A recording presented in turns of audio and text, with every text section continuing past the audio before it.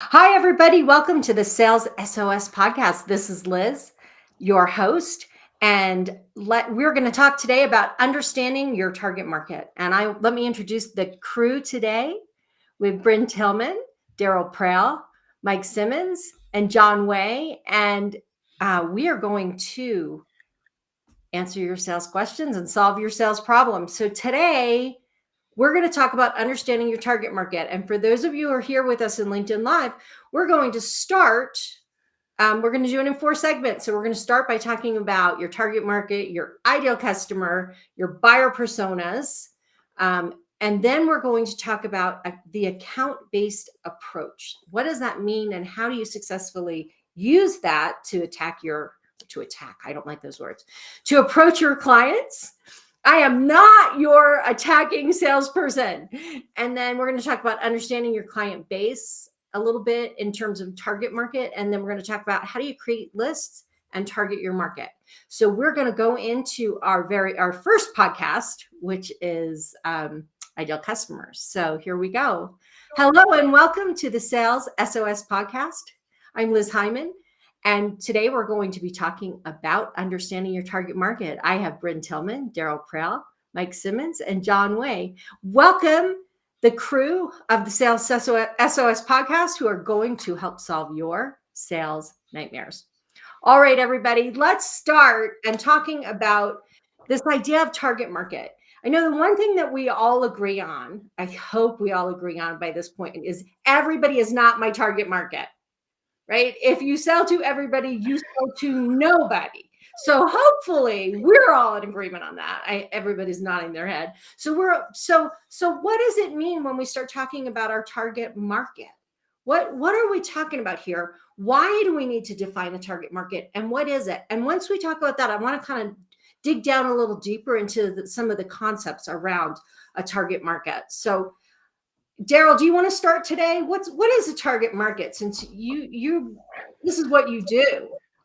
It is what I do, and I can't not tell you how many times I've had this conversation both with fellow executives, CEOs especially, board members, investors. It's the most confusing thing going because people confuse where they think they should go or where they want to go versus where they should go. So your target market really is that's the market who is most going to want your solution based on your feature set, based on your pain point that you solve, based on your price point, where you're going to have, shall we say, the highest probability of winning, which similarly also means ideally the least competition because you can box them out based on price or features or whatever else. That's your target market. That's where you want to stop. If you try to boil the ocean, go after everybody, you will spend 90% of your time following up on leads and prospects that will never, ever buy from you. So the definition and the importance of the target market is that it's the highest chance of winning and being successful for you in closing a sale while optimizing your time investment to generate that pipeline. How did I do, guys? Good, bad, otherwise? Yeah, but Daryl, everybody could buy from me. Seriously, I sell something that absolutely everyone could buy. So why would I narrow that target? Why wouldn't I just sell to everybody? Okay, so do you want to sell to everybody knowing that you might get 1 in 100 deals in an enterprise play, even though you've got entry-level features? Or do you just want to get, massive volume and actually hit your target, your sales quota, and go to President's Club? Sure, you could sell to everybody, but where are you going to get the maximum return for your time? Where are you going to make the most money? Where are you going to have the shortest sales cycle? Where are you going to be the most predictable so that when you submit your pipeline, your forecast report, you actually have a reasonable and credible chance of hitting it? That's the issue. Yeah, sure, you can try this out to everybody, but should you? So part of this is prioritizing and part of it is allocating resources, right?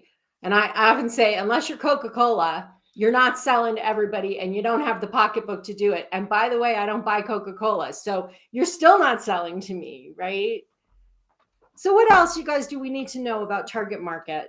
What else is important about this concept? Go ahead, Brim. So one of the things we talk about, especially if you've already got an existing business, is take inventory of your clients. Look at where is your most profitable? What clients are you working with that you enjoy. I mean, that's a big thing, right? What is the industry that you happen to serve the best? Where are your best success stories? So I'm going to stop you, Bryn, because this is such a brilliant topic that I want to use our third segment to really dig into this more, because it is so important to focus on this topic. So yes, 100%. And let's bring us back there in a little bit. Perfect.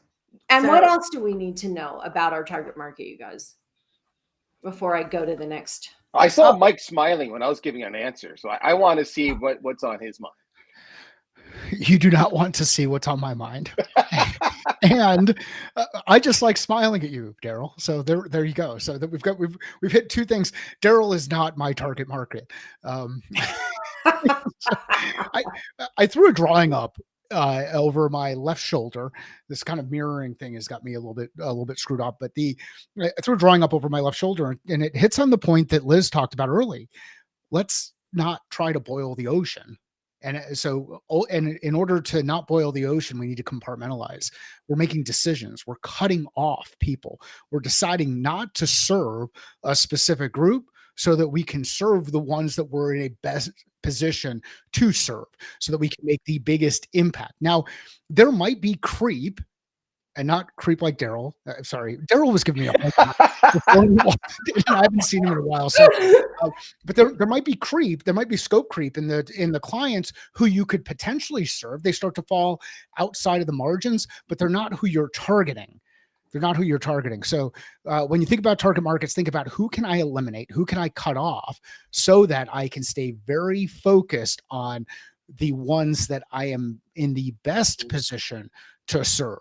I can tell you, for me and my business, I couldn't take on 20 clients. Why am I going to target the entire world if I could not take on 20 clients? So this is about deciding, cutting things off. Great. John, do you want to add something to this? Yeah, so I was going to say identifying, or the importance of identifying the target market is not just important in the sales aspect of that, but also in the product roadmap of that, because your customer is going to be, certain customers are going to say, hey, I want this feature. Certain customers are going to say, I don't want that feature. And if you don't know who your target market is, you're not going to know how to prioritize that. So as a product owner, that's going to be really important to be able to figure that out. And the second thing is not just from a product perspective, but also from a value perspective. Because if you go deep in a specific market, you can extract more value. It's like, hey, this pain that you want to be solved, instead of, you working on this like in Excel or something like that, and you figure it out after 3 months, we have a one-click a button and it's done for you. Right. And now you can extract a lot more value out of that sale, as opposed to trying to be all things to everybody. And you're a Swiss Army knife, and you're one of those platforms, especially in software, where they buy it and then they have to build their solution. Right. That nobody wants that. So yeah. I think having a really strong-minded, customer-focused, know exactly who you're going after, that will really help you do some of those things. If I could build, can I jump in? Yeah, Daryl, jump in, and then I'll jump in. Wait 1 second. Oh, I think you're going to go where I want to go. So I want to differentiate for a second a word. So we talk about target market, and then you'll hear some people talk about your ideal customer profile. Is that where you're headed, Daryl? Or were you headed somewhere else? Somewhere else completely. Although I thought about ideal customer profile, but I thought, I'll wait on that. Okay. Then I'm going to go back to this. You say what you were going to say, and I'll go back to the distinction. Okay. What I want to say is, so obviously this is the Sales SOS podcast. One of the things where sales especially gets tripped up on, in fact, every department gets tripped up on, is viewing the answer to a question like, what is your target market, from only your point of view. I love what we just had, like 2 different points brought up. One was, hey, how profitable is the customer? Most sales reps don't care about that. They just want to close the deal, right? But a CFO, a COO, a CEO, a CRO, an investor, they care about that. All right. Where a product manager or a product marketer, what's the product roadmap? That's my target market. I need to know those features because I need to serve those features. Where again, a lot of sales reps are like, oh, I can't win this deal because I don't have this feature, and they stop.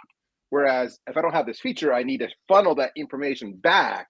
Just like if I were talking to somebody in success or support, they're going to look at my target market is the one that churns the least.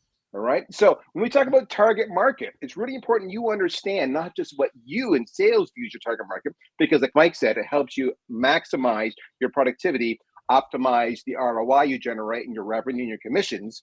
But also you have to understand it from a corporate citizen point of view that everybody's got a stake in the game and we're going to view it a little bit different. And if you only bring your point of view to the table, you will alienate yourself. Whereas if you're a team player, next time you need a new feature to close a deal that you're waiting on, product marketing is more likely to help you out with that, or product management is more likely to help you out with that because you were supportive of them when they wanted certain things that you had no interest in. So target market means different things to different people within the organization. Just be aware of that. That's all I'm saying.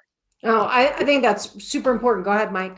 If I could just add, there is an awesome video on Instagram that is now going to show up in everybody's Instagram feed because everything's always listening. But it is these two dogs, and I forget what kind of dogs. It might be German Shepherds. But anyway, one goes through the dog door. The thing that follows that dog in through the dog door is not a dog. It's a deer. Little baby deer follows through, and then the other dog follows through. So the two dogs brought in this not part of the ideal customer profile into the house, leveraging a product in a way that was not intended. And I think that story will resonate for folks who have ever been working with an advisor or has someone on the board suggest that they start working with this customer because it's a new enterprise customer and they can do amazing things and really help catapult your business forward. And ultimately what you end up doing is building in the wrong direction. Like John was talking about, you build for something that is not your ideal and it can be a giant distraction. And now I want to know if everybody ends up getting that same Instagram video in there. I will let you know, but you're absolutely right. And when I work with founders and they're talking, you show me their wall that looks like what's behind Mike, right? And it has all of the things that people have asked for that they need to do. And then it's like, well, stop, wait. Who do you really want to sell to? And this is where your ideal customer versus your target market starts to come in, right? So if I'm trying to sell to everybody and everybody's buying for me and everybody's asking for different things with my product, then I have this enormous list. If I start going, who's my target market? Like, who am I going after? What's the demographic of the kinds of companies that I'm going after? Then I can start to narrow down which of those things are most important. When I take it a step further and I start talking about, but who's my ideal customer? Like, okay, if they're this kind of company and they're this size and they're in this geography and they use this technology, use all these demographics, and I say, this is my target market. And then I go, but truly, my ideal customer are ones that don't have a lot of turnover because then they learn to use my product better and I don't have to keep doing all these things to make it easier. There are people who value some of the same things that I do. That might be things like they have cash flow. It might be things like, they can actually pay their bills, but there might be these other things. It might be companies who are at a certain point in their growth. They're adding something. They're tackling a new market. Something's happening in their environment that makes it the right time for them to use this product. Now, when I start working on selling to them, when I start working on messaging, when I start working on how do I make this product fit, now I am working in the arena of those people that Daryl said are most likely to buy from me, will probably have the shortest sales cycle, will most likely buy from me again and refer me, and they'll be easy to work with because there's a really good fit between my product, their product, and they'll be profitable, right? Woohoo! That's what we want. Go ahead, Brem. So if you guys remember the book, I think it's from the 90s, Raving Fans by Ken Blanchard. A quote, I think I'm going to get it because I used to quote it all the time in my training. So I'll see how close I get. It's not enough to simply satisfy your customers. You must create raving fans, customers who are so excited about the way you treat them that they want to tell everyone about you. You do this by choosing what you want to be known for, making sure that all of your actions reinforce that message. Yeah. So choosing what you want to be known for. I got close anyway. You're really close. Choosing what you want to be known for is part of who you want to know you for it, right? So I think that in creating those raving fans, right? If you're taking every suggestion from everyone and you're rolling out new features and functions for everyone, you're never going to create that subset of raving fans because they haven't been a priority. I also think that you have the ability to charge more.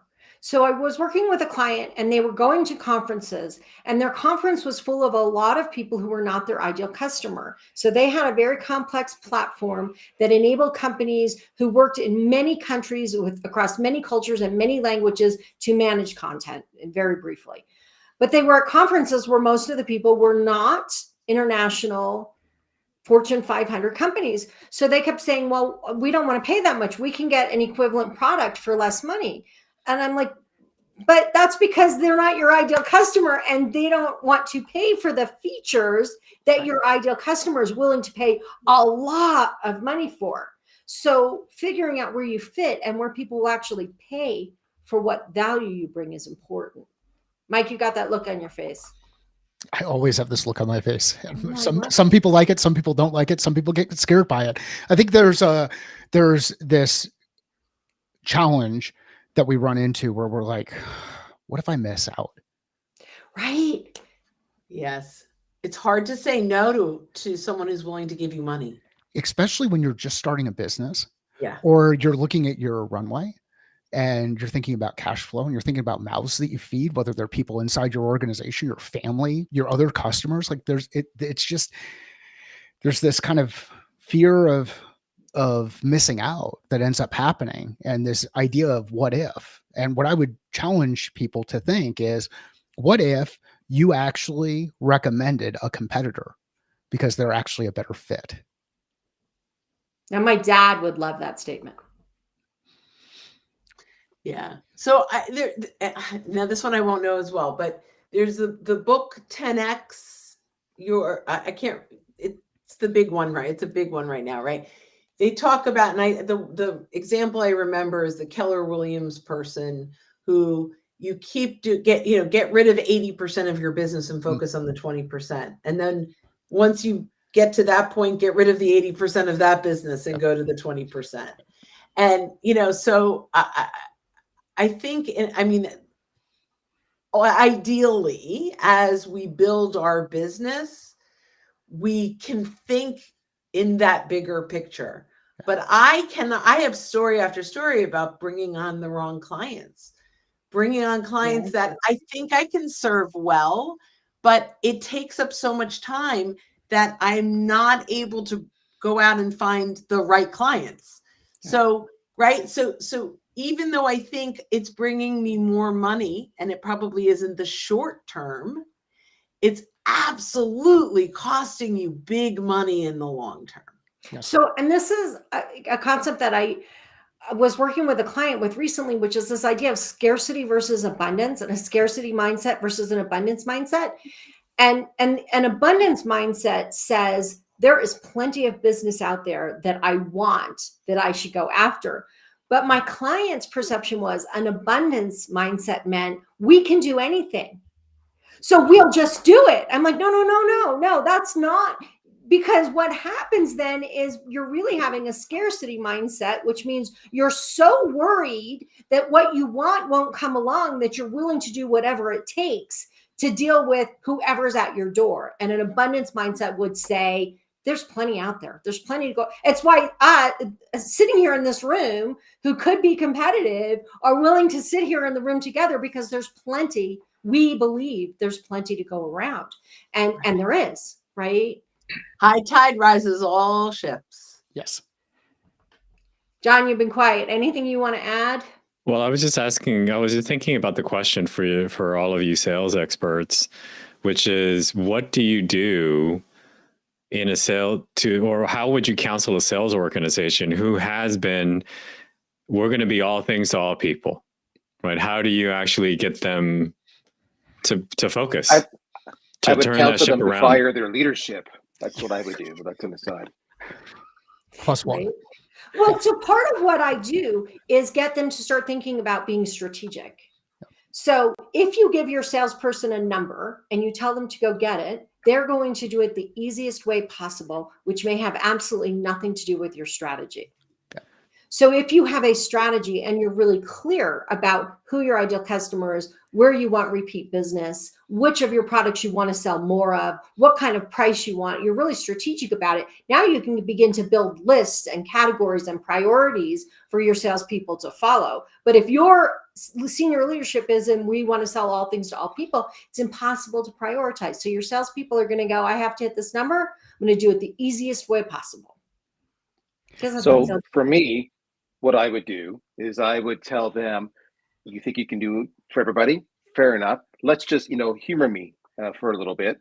Let's do an analysis of your customers and let's figure out which ones are the most profitable. So we're going to figure out their lifetime value by segment.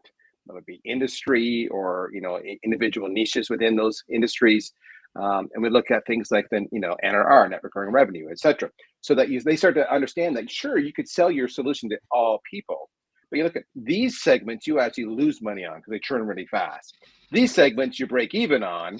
These segments you make a little bit of money. And these segments you make a boatload of money because they stick around forever and they love you. Okay, if all things are equal and you don't have to invest an additional dollar, if you took your existing resources and only focus on those ones that did a whole bunch of profit or even a modest amount of profit and drop the rest, what would your overall margins be as an organization? All right. What would your value be? What would your multiple grow into? And when I frame it that way, then they start to go, oh, okay, I get it. But until you do that, they think they can do all things for all people. Right. And I want to dive way more into that, like I said, in the third segment, because this is so, so important. When you start looking at the data, it's really alarming sometimes because you just don't realize. Okay. So we have about, 2 more minutes left. So let's really quickly, the next segment, we're going to talk about account-based. And I want to kind of dig into the different kinds of buyers. But if we have an ideal customer, let's talk about this concept a little bit more. So we've got this target market, this kind of general thing. We've got this ideal customer.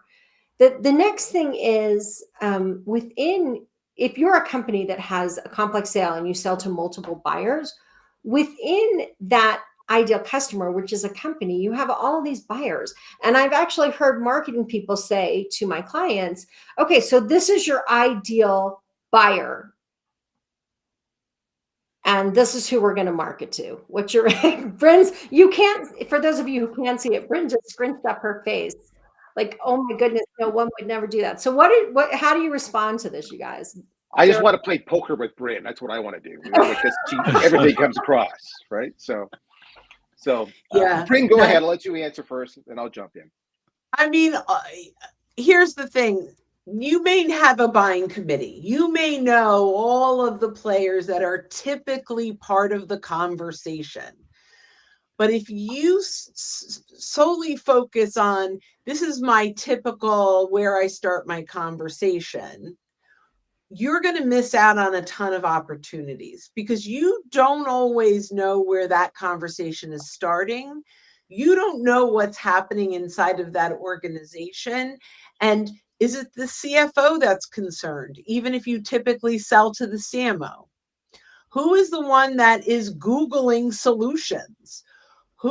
We need to look at the entire buying committee. Now, you can put priorities around typical people, but if we ignore the whole buying committee, we're going to lose out on a lot of opportunities. Do you guys have any other thoughts on that? A lot. Go, Mike. Right. So think about a problem that you're solving for in the marketplace. There are people who have the problem. There are people who are impacted by the problem, and there are people who care about the people who have the problem or are impacted by the problem. And they're people. They're not personas. Personas are fictional beings. Fictional beings have manufactured problems. Real people have real problems. Start focusing on the people who have the problem or impacted by the problem, care about the problem. You'll find that those people can be a catalyst to help you get things moving forward. So that's those are my thoughts. Focus on the people, not the persona, not this avatar. John, did you have something you wanted to add? Yeah, I was going to say I wanted to echo Bryn's thought, which is, I mean, that philosophy that you outlined there sounds very B2C, meaning there's one person, there's one buyer, and there's one persona. In B2B is very difficult. Usually, like Bryn said, there's a committee. Usually there are multiple committees. Usually you get through one, then you get to another, then you get to another, right? And so trying to say, oh, there is an ideal. I guess my I don't like the word ideal. If you just say there are buyer personas, I would agree.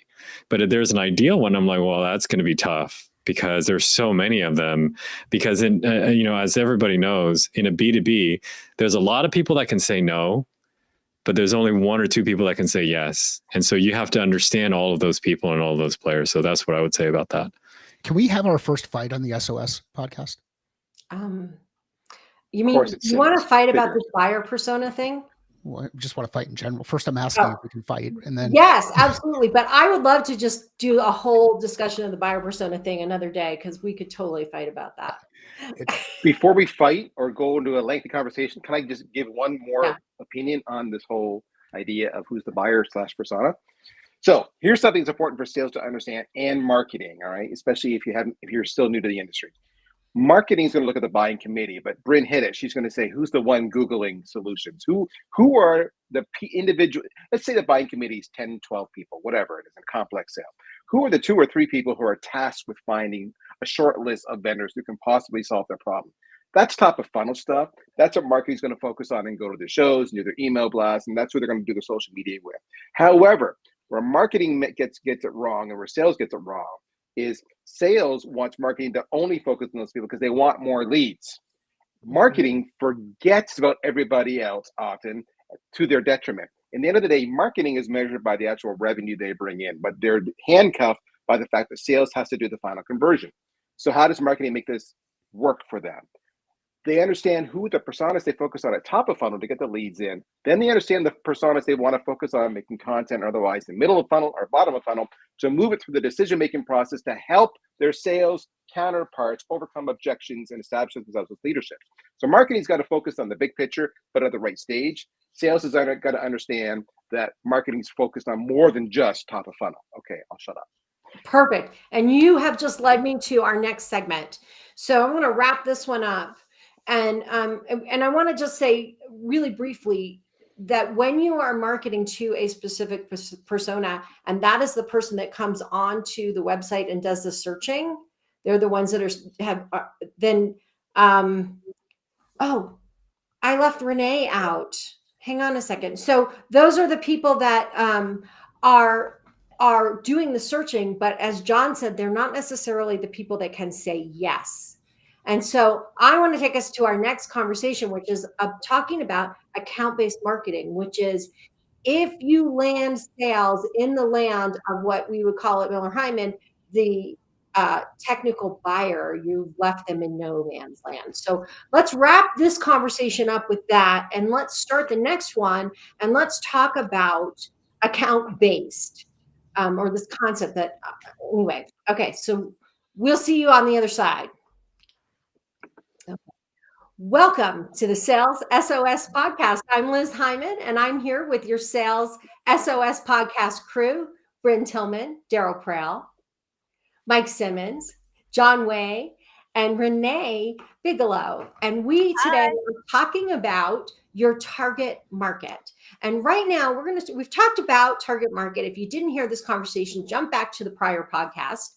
We're going to talk now about this idea of account-based marketing because we wrapped up our last segment by saying if you are is what we call in Miller Heiman your technical buyer, meaning they had a checklist of things they were supposed to make sure this tool or solution did, then you throw sales out there and they're with a person who's going to keep telling them, oh, no, I'm the buyer. I've got all the control. Don't talk to anybody else. Oh, no, I'm managing this. And that is never a place that you want to be. So let's talk a little bit about this concept of account-based. What people are using this term all the time. When I was young, we called it a complex sale. But what is this concept of account-based? Renee, we haven't heard from you yet. Do you want to jump in and define account-based marketing or account-based sales for us?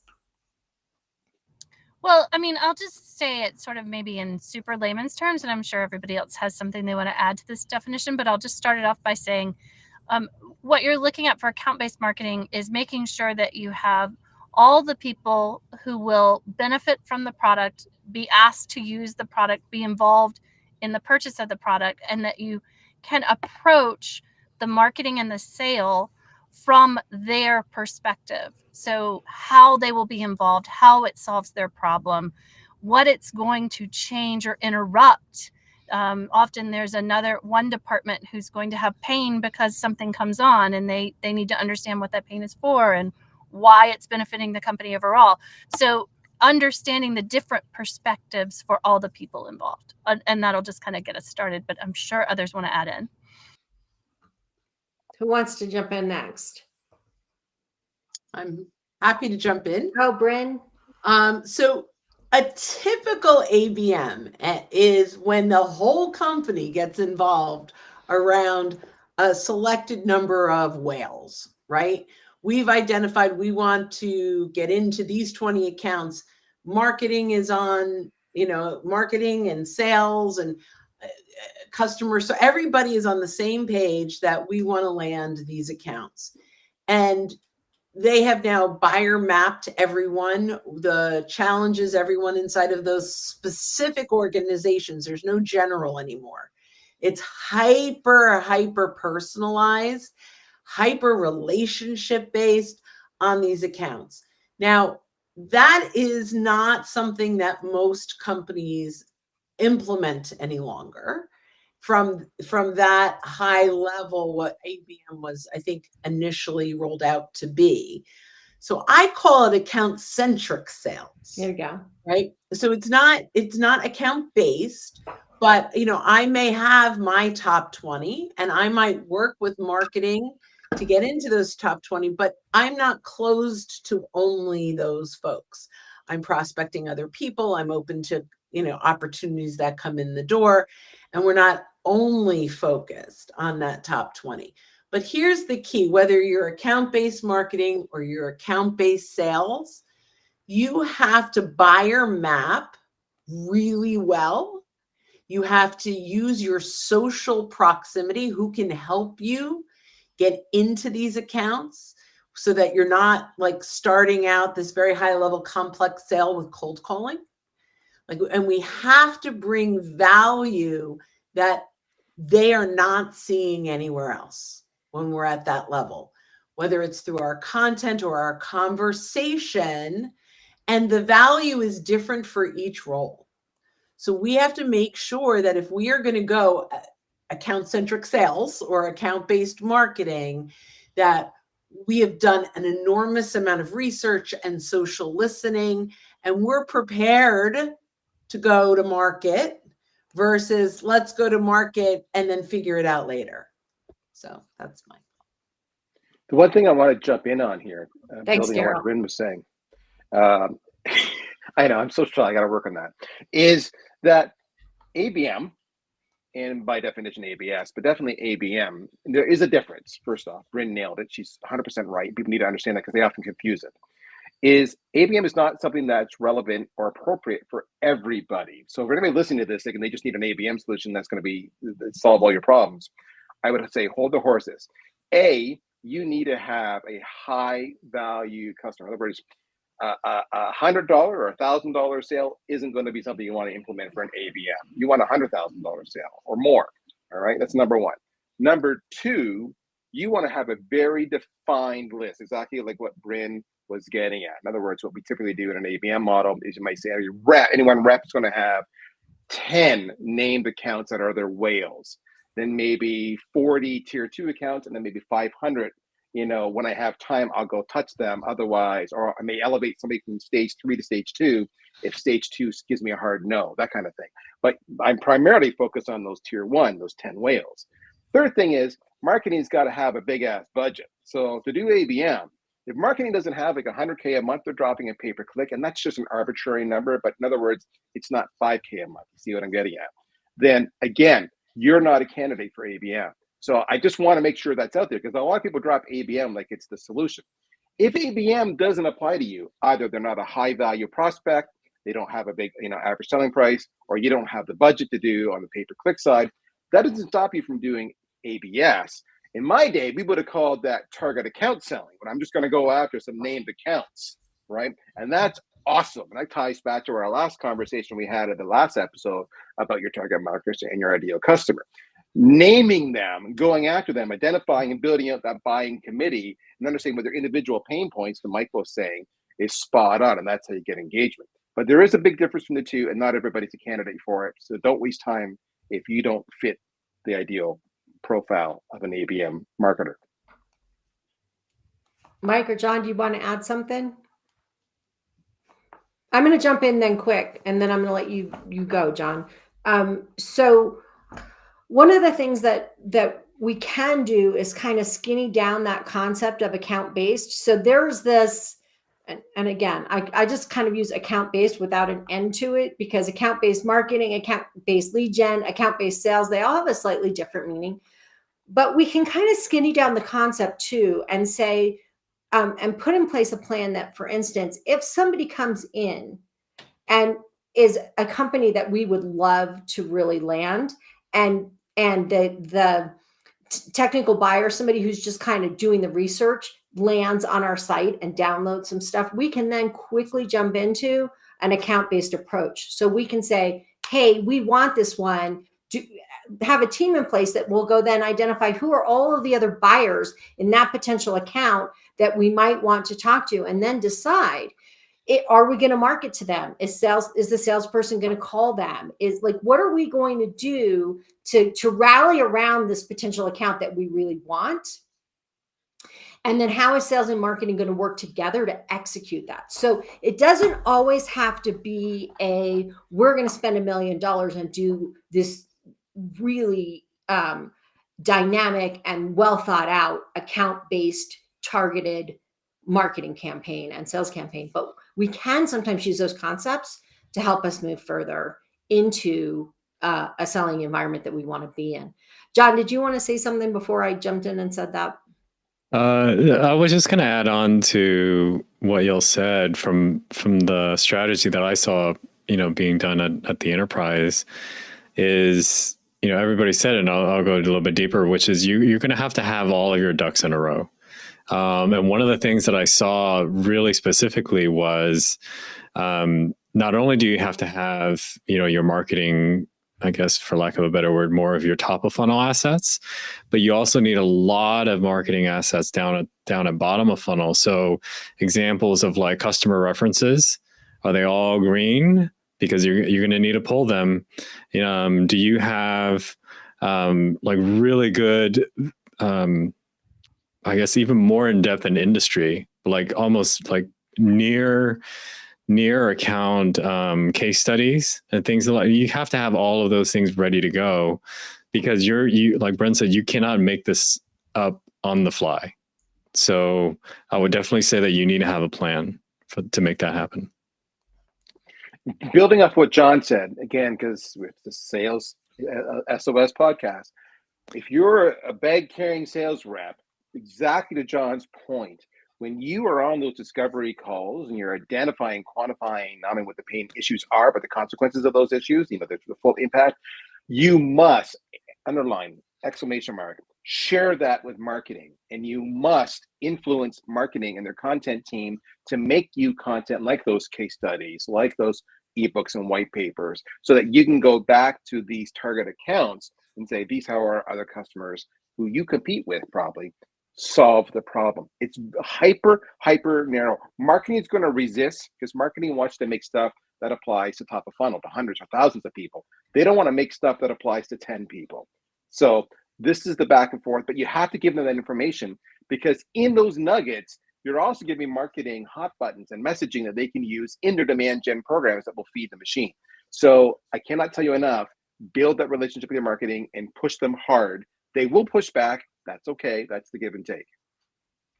One of the cool things that happens with strategic accounts, which is where a lot of these types of accounts would fall into, is it goes beyond that initial demand gen, beyond the initial acquisition, and into things like retention and expansion, retention and growth. And then you start to think about, hey, how can we rally the entire team, as was said a couple of times here, around what to do with this customer?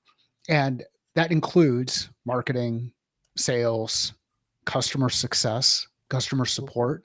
If you've got product-led growth, if you've got a product-led growth motion that you're using, some kind of freemium type thing that's out there, you start to look at people who might be operating inside those companies because they're coming from the same IP range, even if they're not using a company known email address. You start to pull all of this data together and start to get really targeted around the specific companies that you're focused on. And now marketing, even though it's not the 100,000 people out there in the market who are potential, it might be the 100,000 people inside a company that could be potential users of the product. So you start to get into that end user discussion, which is really one of the really cool things about taking a strategic account or a targeted account or a named account or an account-based approach to figuring out new ways to grow your business. And I think we could spend hours just talking about how to grow key accounts. And that is definitely on our list because it's super important. I want to back up just a second to I'm trying to make a sale to a complex, to an enterprise or to a large company that is a complex sale with multiple people involved in the buying process. One of the things that I hear often is, well, John said he was going to get so-and-so too, or Charlie said da-da-da-da, right? My guy said, I call it my guy selling. My guy said this is going to budget. My guy said that the CEO said, my guy said. So if you're the sales leader or you're the company owner and you just only hear one name and it's a big sale, $100,000, $200,000, whatever, $1 million, and you're talking there, your sales rep is talking about my guy over and over and over again, one person who's going to do everything. They're not. And the chances of you losing, those are the surprises, right? We had that one all wrapped up. What happened? Well, the competitive sales rep happened to be talking to the CEO instead of your guy, right? Yep. And so this idea of understanding who all the buyers are, and if I go back, and I have to go back, to my Miller Heiman days and talk about, wins. What are my wins and what are my loses? If I don't know who all those people are, I am not going to make sure that they win by making this decision. And the other thing that I see with SaaS right now is we're doing this with one person. Oh, this person is buying this product for everybody. And then what happens? John, what happens? One person bought it. What happens with all the users? They don't adopt. Biggest problem in SaaS right now, failure to adopt. What happens next year when it's time to renew? No renewal, no value. Because the sales approach was my guy selling. It was single contact, make this deal. No one ever went to figure out what the users wanted and how to get them to adopt it. And if they were going to. Go ahead, Mike. It's this thing that drives me absolutely crazy. You see all the crap out there on LinkedIn about multi-threading. And then nobody goes and does it. Like nobody knows what it is. Nobody understands. They don't go further. And I know we talked about it a little bit before. It's people have the problem, people are impacted by the problem, people care about the problem. If you understand those three people inside the organization, it's amazing the kind of information that you can get from them and guidance that you can get from them around how to operate inside the organization. Never forget, you're an outsider.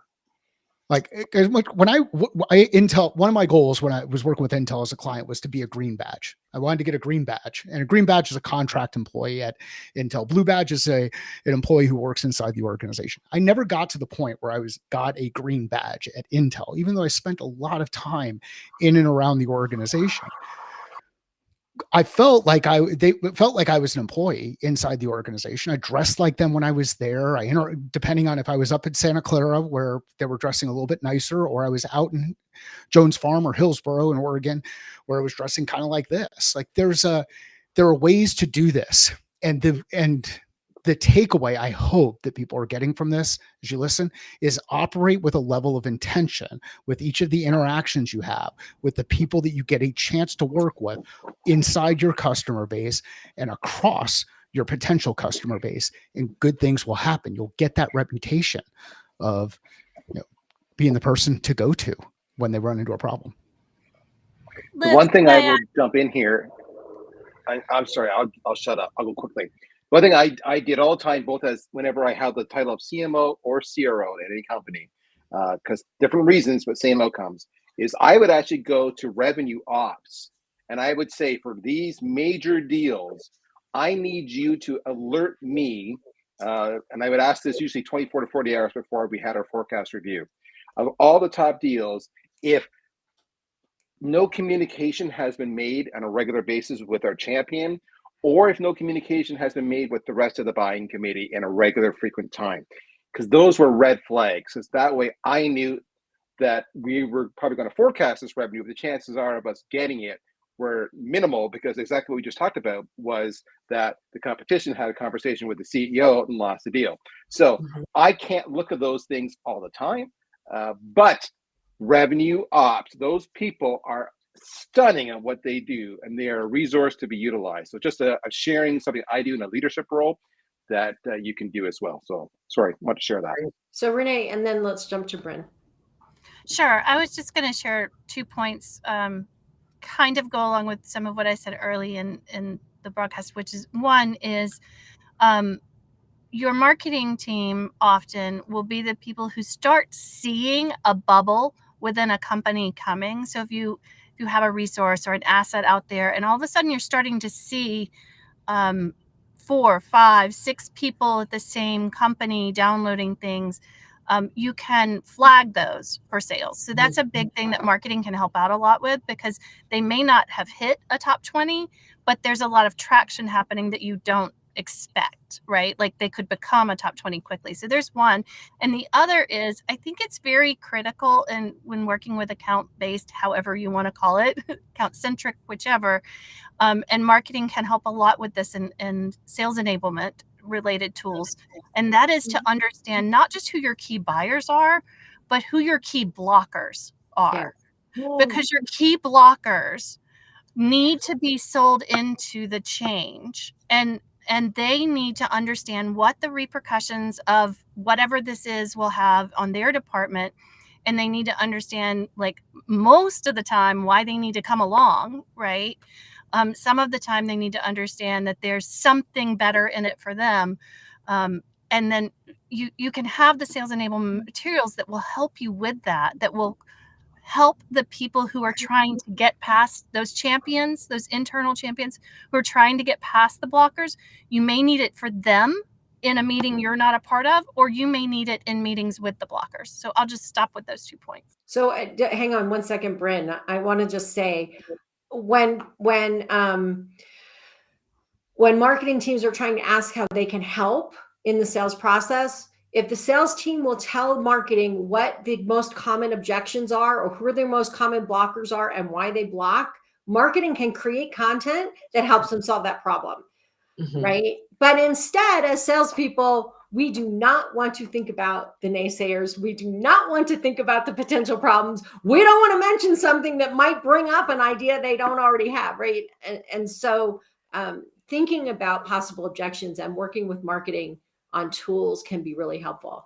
Okay, Bryn, what were you going to say? Well, so my first biggest account that I ever got in teaching LinkedIn was Aramark. Aramark had just finished Challenger training, and they said to them, what's next? And they said, go get some LinkedIn training. So I walk into Aramark. It's how I got in there is a long story, but they said, here's the thing. Miller Heiman is our core strategy. How do we implement this and Challenger and LinkedIn? And they handed me a gold sheet. Yeah. Right. And they said to me, this is our relationship mapping tool. How do we use everything you do to fill out this gold sheet with the concept of Challenger sale behind it? And, so this, I feel like it just all kind of came together, right? So the gold sheet, there's green sheets and gold sheets and all kinds of Blue fabulous sheets. colors Blue and sheets. blue sheets. But the gold sheet, if I remember correctly, and correct me if I'm Yeah, wrong. no, the gold sheet is a key account plan. Yep. It's a Okay, large so account so plan, I think it is was what we call it. mapping out all of the players. And so now with LinkedIn as a tool, you could do it in 5 minutes, 15 if you're really spending a lot of time on it. But then the challenger sale piece was to identify, what were the issues that each of those stakeholders were having. Okay, And that was a blue sheet. That one was a blue sheet. So okay, well, but it doesn't started with matter. the goal.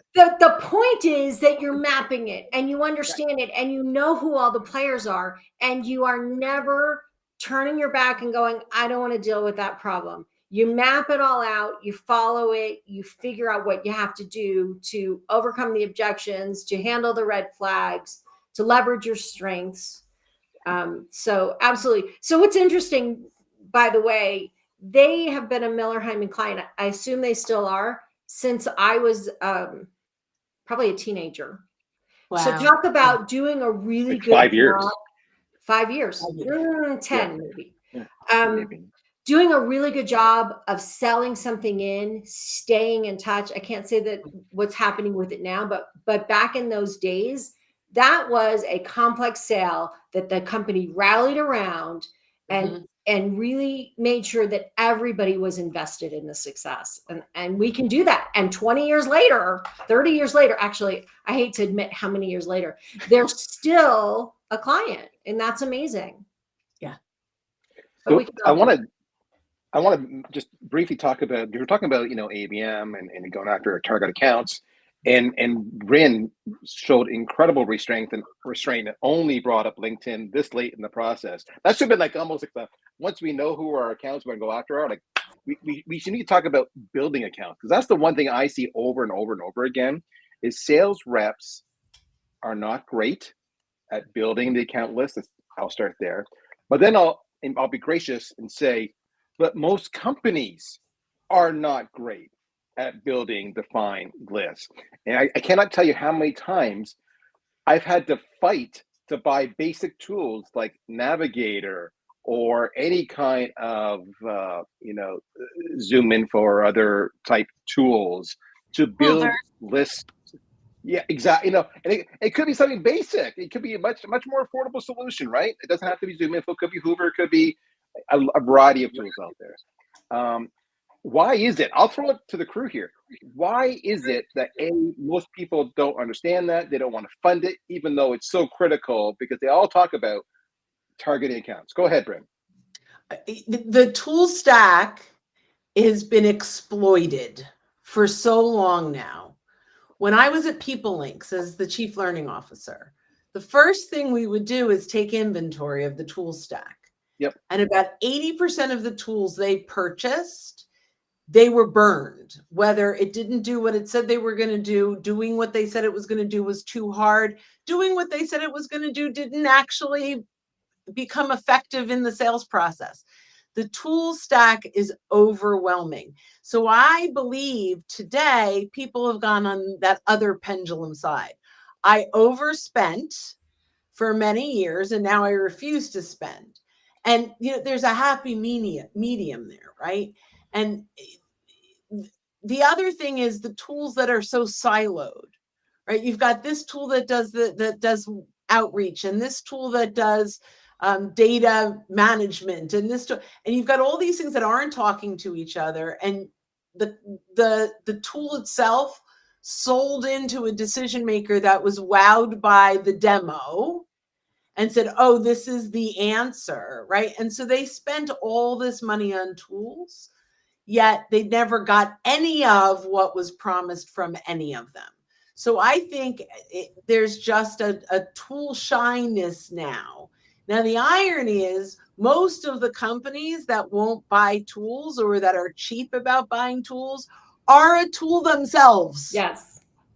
So, but I also Renee, think that I'll add one other reason real quick why they're not buying the tools And we already nailed it when we started talking about account-based marketing, and that is adoption is horrible with most of the tools because nobody spends any time making sure that people know how to use it and get the value out of it. I just say that because one of the top things that I get asked to do is audit the tools, and everybody says, we're not getting this, we're not getting that. And then they've narrowed it down to 2 or 3 people who actually are using it. So they're the only people using it. Those people leave, and then they cut the tool. I think there's Nailed it. another piece to it, because I think those are absolutely right. I think there's also this concept of every tool is an investment. Oh, this is an investment. It will save you time. Oh, this is an investment. It will do whatever, save you money by spending money. But in any case, what we've missed is, in order for your sales team to be effective, you must invest in the training and the tools that they need to be successful. And so we almost need to train leadership to think differently about investing in sales success. That does not mean, by the way, and you guys have all seen this, you need every single tool there ever was in order for your sales team to be successful. And the sales team's going like, okay, I have to go to 7 different tools in order to do my job. No, I don't want that. So we don't want to invest in everything, but we really want to be thoughtful about what do they need in order to make them more efficient, more effective in their sales job. Okay. Any last thoughts on account-based before we jump to our next topic?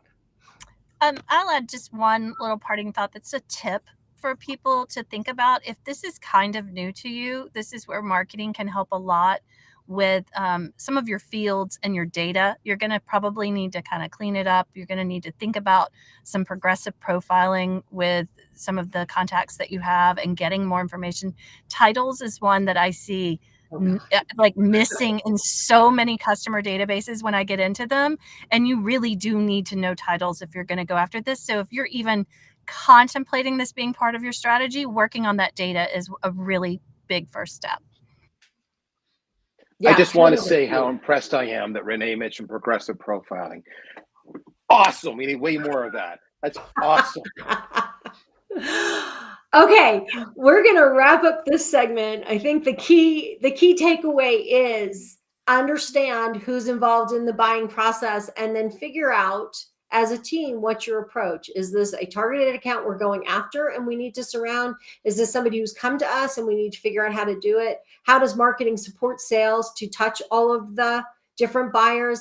How does leadership make sure that sales is actually talking to all the buyers? How do we stay in touch in a complex business-to-business sale with all of the people that we need to be in touch with, and in order to make the sale?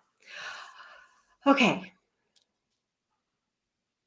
So we are going to now jump into our next topic. So hi, I'm Liz Hyman, and this is your Sales SOS podcast. And I have today with me your crew: Bryn Tillman, Daryl Prowl, Mike Simmons. I just lost your name, Mike. It didn't come out of my mouth. John Way and Renee Bigelow. And we are here to solve your toughest sales problems. So today we're talking about understanding your target market. And in the last two episodes, we talked about target market. What does that mean? And then we talked about this account-based approach, or this complex buying situation that you're selling into. And now we're going to talk about understanding your client base. So as we began to talk about building your target, we automatically started talking about you can't understand who your ideal customer is until you understand your client base. So I want to talk about a couple of things in terms of targeting.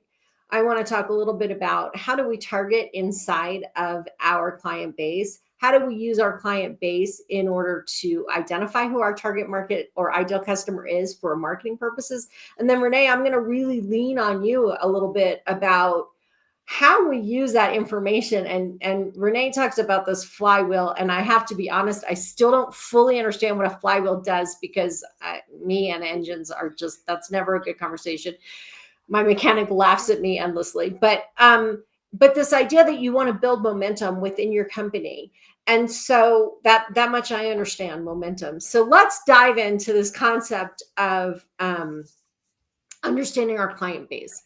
And let's go back to what we were talking about. Is the first thing is, if we want to understand who we should be targeting, we first need to understand what's happening with the clients that we already have. If we have an existing business, if we're a brand new business, that's a whole nother thing. But if we've been around the block for a while, let's talk a little bit about digging into and understanding our client base, and then figuring out who are the clients. What does it mean to have an ideal customer? And Daryl, you started us with this, and Bryn, you were talking about it. If one of you guys wants to start again, that would be great. Okay. I was going to suggest Bryn. She's way better than I am. Okay, this is the first time. This is our 11th show, and this is the very first time that somebody pointed the finger and said, two people pointed the finger and said somebody else should do it. I'm happy to go. Bryn. So we need to take inventory of our existing clients, the good ones, the not so good ones, the ones that we love to work with, the ones that we've done a really good job for. And then we have to break down their features, right? Their industry, the size company, maybe the revenue, maybe who they sell to. And we really want to take a good look and pick out, and I think the 3 to 5 of your favorite customers that you want more of. And for me, if you've got an existing business, this is the ideal way to go, because you know how to sell into them, and you know that when you sell into them, there's the best adoption compared to your other clients. You know that you have success stories that you can replicate into the new businesses, and you have credibility in the space. So I think that starting there is really important. I'm going to hand it off, but I do want to say one more thing. And this is what we do, is now you want to find all of those features mapped out to LinkedIn search functions. So what filters fill in all the blanks for those top 5 clients so that we can search and find more lookalikes. So I'll pass it on to Daryl now. Okay, so this is brilliant. This is a good transition. I love how you handle that off with the filters. I'm going to circle back to that when I wrap up my initial spiel. When you look at your customers, all right, we talked about this in the previous episode, you need to, work with somebody who's really good with Excel or Google Sheets, and understands the numbers. That's the first part, right? They're just either a data scientist or they're just a whiz with spreadsheets. Because you want to do an analysis of your customer base by a multitude of attributes. In other words, let's break down the customer base by their industry, or by the company size, or by the annual revenue, or by the average sales cycle, or by how much they expand, or by their churn. You want to get all these numbers so you can sit back and say, okay, because what happens is the following. If you were to put everybody in a room, and I've done this, and it's hilarious, I've done this multiple times, put all the leaders of a company in the room, each individual tasked with owning sales, marketing, product management, development, whatever, and say, who is our most profitable customer? Who should our target customer be? You will get, guaranteed, a different answer from every single person. So the only way to create alignment is to do this analysis, and you watch everybody's reaction go, I didn't know that. That's the first part. Second part is, now that you've identified 2 or 3 segments that have great profitability, great lifetime value, great NRR, whatever the attributes that you deem important to be, you need to look at, okay, that's what we want. So if we were to take that and look for, that exact audience and go bigger and go hard after them, what's my total addressable market? Because what you're going to find is 9 times out of 10, you've got something that's so specific that the total addressable market isn't big enough for you to prospect and feed the sales machine and get enough conversions to hit your revenue numbers. You got to do that funnel math. So sometimes you need to look at multiple segments, or you need to expand to adjacent markets because to build upon what you got. Finally, exactly where Bryn started, this is me bringing it full circle. Your sales and marketing, your revenue teams need to be able to find these people. And if you cannot filter on them using LinkedIn, using Hoovers, using Zoom Info, using whatever tools you're using, then it's all for naught. Now, last thing I will say, no one's talked about this yet. You've got all the data, you can find the people, you can build your ideal customer profiles, but what you need to do now is get all the key stakeholders to physically go and talk to your customer base to make sure you actually understand the pain points and the impact it's having. Marketing sucks for doing this, all right? Sales will say, we live it, we breathe it every single day. But of course, sales tends to go to where they're comfortable. So even they often have a skewed point of view. So you need to talk to these people and really build up a full ideal customer profile with personas for your whole buying committee so that you understand how to filter. And then you got to map it back to top of filter, top of funnel, middle of funnel, and bottom of funnel to map out a whole go-to-market strategy. That's a long-winded point of saying, how do I do this? But that's, it doesn't just stop with doing that analysis. That analysis is foundational. It creates alignment, and then it helps you grow to actually be successful. If you don't do this, if you drop any of those steps along the way, you will fail. Mic drop. Mike, Liz, did this you want to is- say Yes, something? Uber's Yeah, go ahead, Renee. I was just Go ahead. gonna. I was going to add in. I think that the quantitative, obviously, definitely, you will find things that nobody in the company realizes, and it really is. It's not that hard. It is tedious, but it is important. But once you do that, the qualitative is the step that I find most people skip, and it is even more important. I can't tell you the number of times that I have asked a founder to connect me when we need to go through and redo the strategy, revisit go-to-market, figure out all of these things, where they've connected me with someone that they say is their top customer. And when I get into the conversation to do some qualitative research to understand why they are a raving fan, why they love it, why they have high adoption rates, why they'll pay anything for it, the value that they get is different than what the entire company thinks the value they're getting is. And it can skew who you think your top customer is. So if they have a very specific piece of value that they're getting from it, and you think it's all these products all these features within your product that they're using, and they aren't even touching them, they're going to be different than the people who do use all those features. And that qualitative step is very important to understand. It's hard to measure, so I think people kind of try to put it behind them or ignore it because it is hard to measure, as important as it is. We have sort of gotten it's the same thing as attribution crack, right? We have gotten on this measurable, this place where we think everything is measurable, and that's how we make every decision. And people's words are also measurable, right? Like, it's just smaller points of data, and they're equally as important.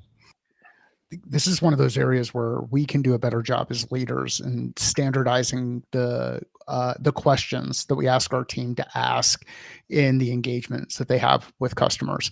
And there are a couple of ways to do this. One way to do it is invite others to the call. You can invite marketing to your call with the customer, and then they can ask those questions. You can invite product to the call with your customers and ask those questions. You can use some of the tools that are out there where you're recording these calls and getting some of the data that comes from those recordings. Now we can take this unstructured data and apply some structure to it, leveraging the technology that's available. That's one of the most exciting things for me relative to how the technology continues to emerge and evolve. The key challenge, though, again, as leaders, is we need to align on the thing that we're trying to solve for, whatever that is. Like, let's be really clear around what it is that we're trying to solve for.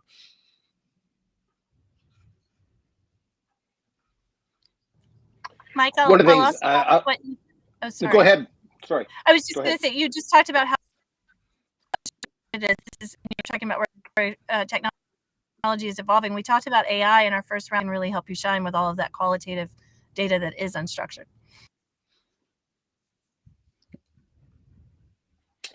I can see we've got a comment, and we'll see, maybe we better get that up on screen or not. But either way, let me share the comment with you. It's great because I hear this a lot. Mark shares in response to my little long-winded diatribe about how do you analyze your market and figure out what to go after. Perfect, thank you. What if your marketing budget only allows you to focus on your target audience and you're not able to engage with those who are in the larger target market who could be your customers? Love that. It's a constraint. I have a resource constraint. It could be money, as it is in this example. It could be people. It could be both. Could be other ones. All right. So I would love to get other people's points of view, but this is what I've done in those situations where I have no money, but I want to go after those other people. Then what I do is I invoke this wonderful thing called dark social. And dark social really simply means I'm going to go after all the places these people live whom I can't spend money on to get in front of. I can't pay for, Google ads. I can't pay for influencers, but I can become a mini influencer in their social channels, in their events, in their community. I can speak, I can make content, I can mail it to them because mail is relatively free. All right. So that's what I tend to do. I insert myself, I make a lot of video content, do a lot of podcasts, do a lot of webinars. Those are negligible costs. They are an effort, I will admit that. But that's how I get to the surrounding adjacent markets that I have no budget for. Thoughts, Renee? Especially, we'd love to hear from Renee. But I think Bryn and Mike might have an opinion here too. 100%. I'm just going to build on what you said for the most part, with an angle to it, which is, Liz, I'm coming to the flywheel. And that is, you have a customer base that is very happy, and you are addressing that with your marketing, right? Now you leverage them to help you bring more people in. So you definitely do everything Daryl said, but what you want to do further is build a community of the people who do love what you do and get them to help you with those efforts to create more demand. So you have that community talking about how this solved their problem, about the same problem that your is, right? Where you're aligned around purpose or a way you're solving, and you get them talking about it. For instance, is taking a sliver of your marketing budget and putting it towards some initial that enable customers to amplify what they have to say that's positive about us that you share. So you're kind of building that tribe and making it easy, some enablement type things to make it easy for them, things that help. John, did you want to say something? Thanks, Renee. I was going to say something tangential to kind of like what you guys are talking about. You guys, it sounds like a lot of the comments that you guys have is about using customer base to expand to new customers or new logos. One thing that I thought, especially because I'm in SaaS, one of the things, we touched upon this in the last episode, is about adoption. I think one good thing for you to take a look at for your customer base, especially the ones that are highly profitable, is to understand how the adoption got there. Because a lot of times, especially in SaaS, you're kind of going bottom up approach, right? You're trying to land team by team by team, as opposed to enterprise all push down, top down. So you kind of need to understand how in your top customer, your most profitable customer, how the adoption got to where you got to. Because one thing that I've learned, probably painfully, is the fact that you cannot rely on the customer to push adoption for you.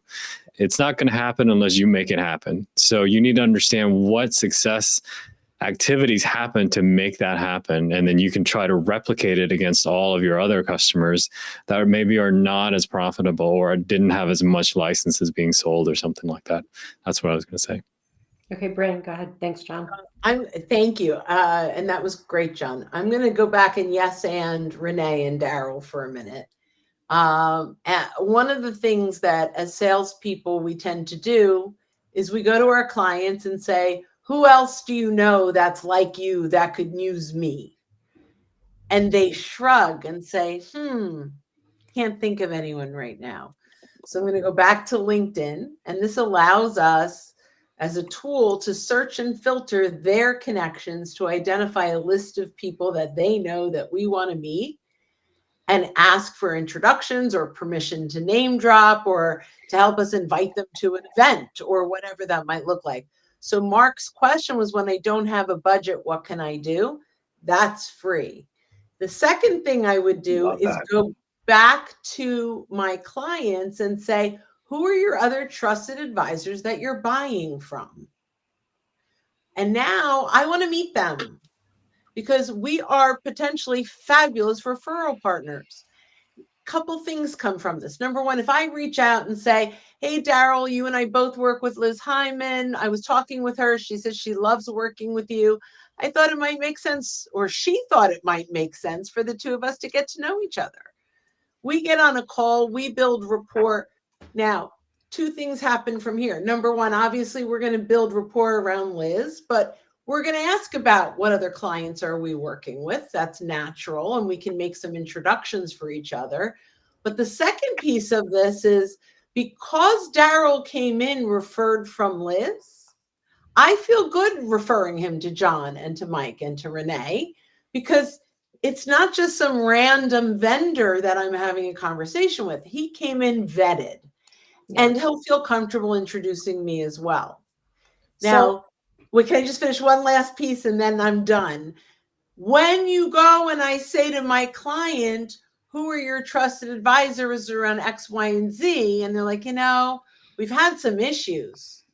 You now have the perfect opportunity to introduce them to people in your network. And so that's all free. It's time, but you don't need a marketing budget to do that well. And what I was going to say is I want to dive more into that in our next segment when we talk about target lists and growing. So no, that's okay. Bryn is always 3 steps ahead of me. I don't know what to do about it, but that's where we live. No, it's perfect. It's perfect because we're going to dive into that some more as we start talking about how do we target, how do we create a list, a target list, and how do we market to it? How do we reach it? So I want to go back just for a second to something that Daryl said really early on in the process. When he was talking, when this discussion, when he was, process comes out of my mouth. When we started this discussion and he was talking about really digging into the data and figuring out what is there. And I think there's a really important part of this conversation that we missed or that Daryl kind of said, but didn't really dig into. And that is how much misperception we have about who our good or bad clients are. So one of the first things that I see when I walk into a company is this is our largest client. They're 40% of our revenue. And I dig in with them and discover that every month they lose money on that client. So in essence, they work really hard to keep that client. They have to get a whole bunch of other clients and charge them more to support that client. So everybody comes into work every day to support that client that is not profitable. So the first, and when you ask, and Daryl, I know you've done this, which are your profitable clients? No one can tell me.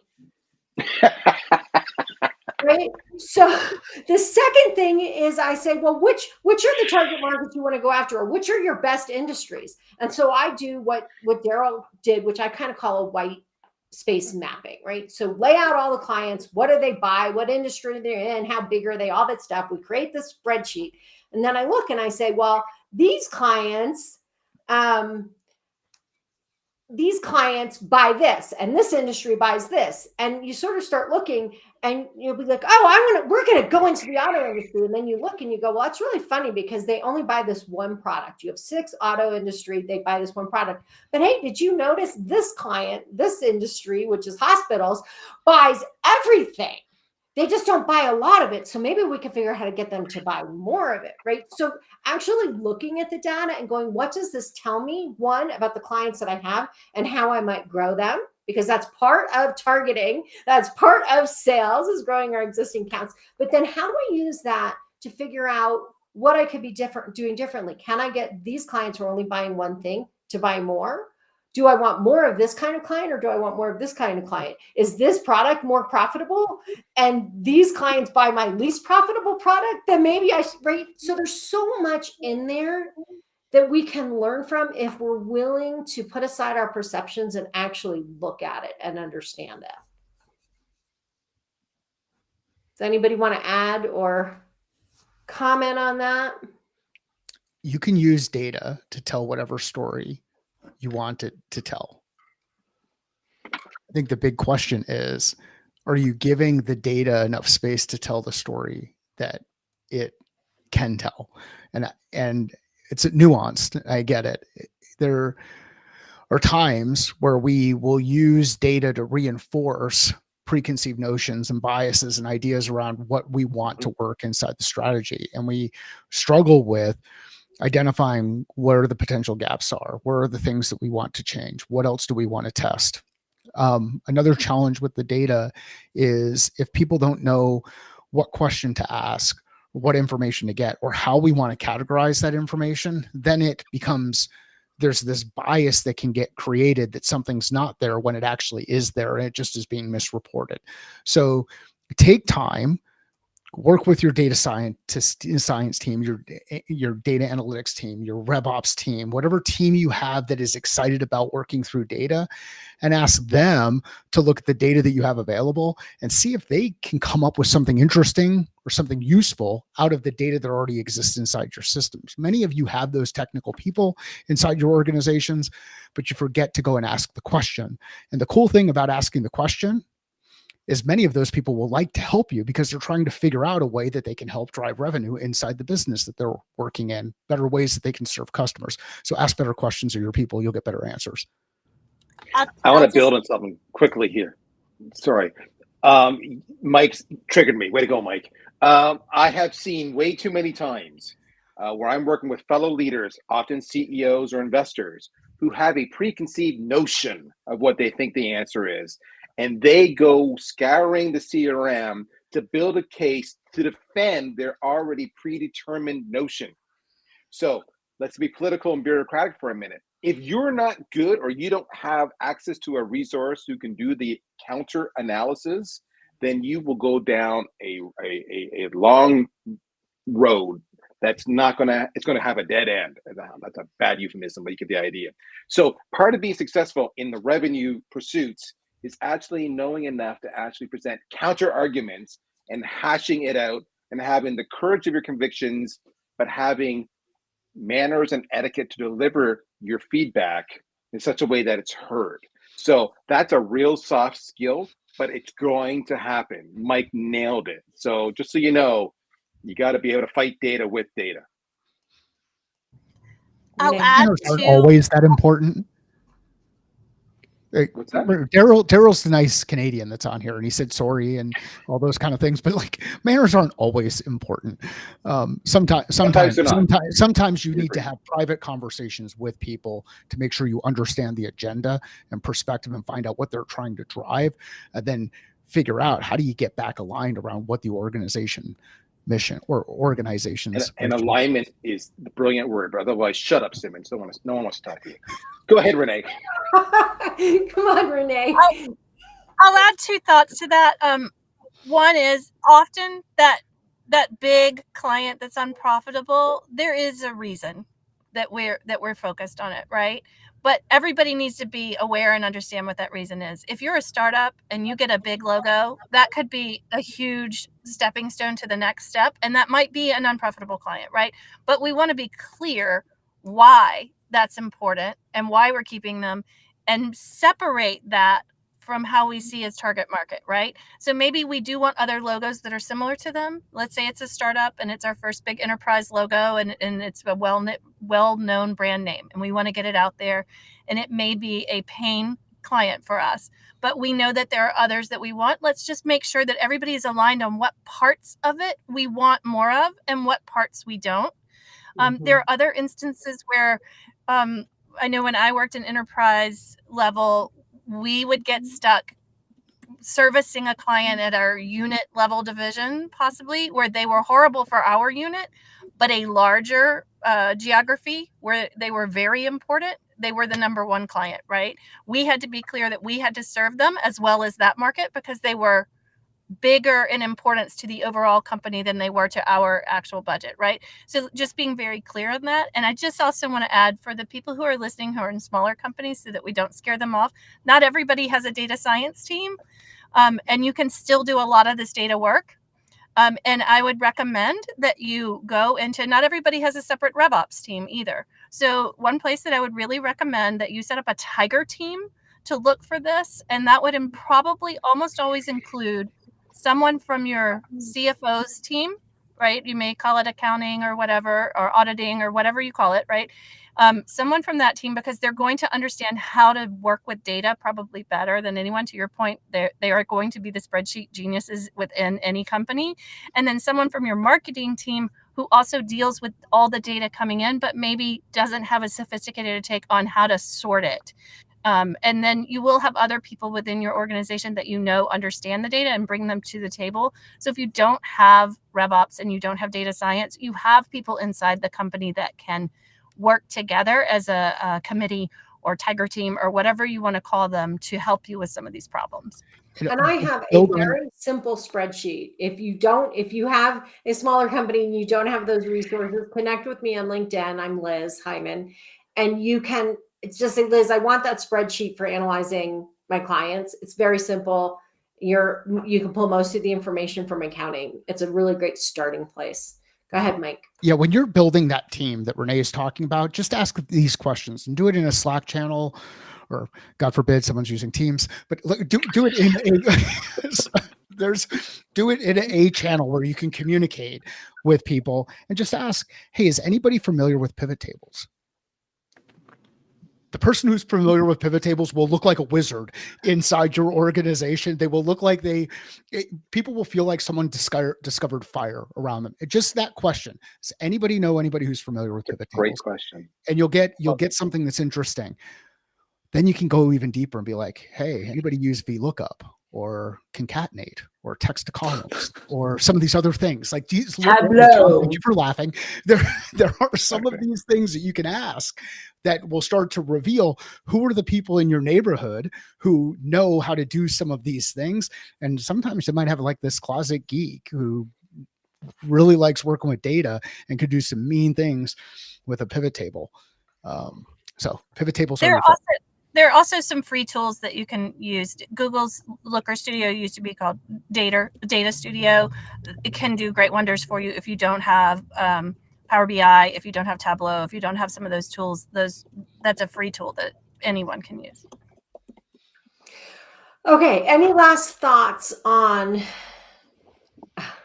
understanding your client base and how you can use it for growing your business, targeting new accounts, identifying your ideal customer? Any last thoughts before we jump to our next topic? I'll add in one more. But we talked about the flywheel and getting your customers to help you find more customers. One simple way to start that motion is if you are using NPS, which is Net Promoter Score. That is a data point that you should always be using besides looking within your ideal client, ideal customer profile. Besides looking at the attributes, you want to find the people who are truly happy, and your Net Promoter Score will help you do that all the time.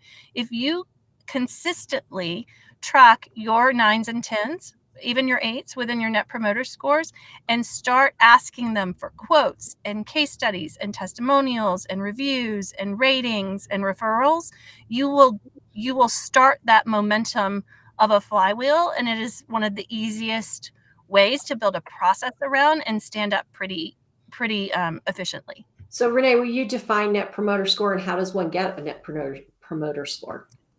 So Net Promoter Score is a simple survey that you're sending to all of your customers, and you can choose if you're doing it the account level, user level, however you want to do it. But stay consistent, and you're going to send a regular survey out that has one question, one open field, and you're asking them to rank you, and by how they would. It's generally a question: would you recommend us to someone else? Would you recommend us to a friend? Would you recommend this to another business? You want to choose one question, ask that same question consistently. You'll rank somewhere between 1 and 10.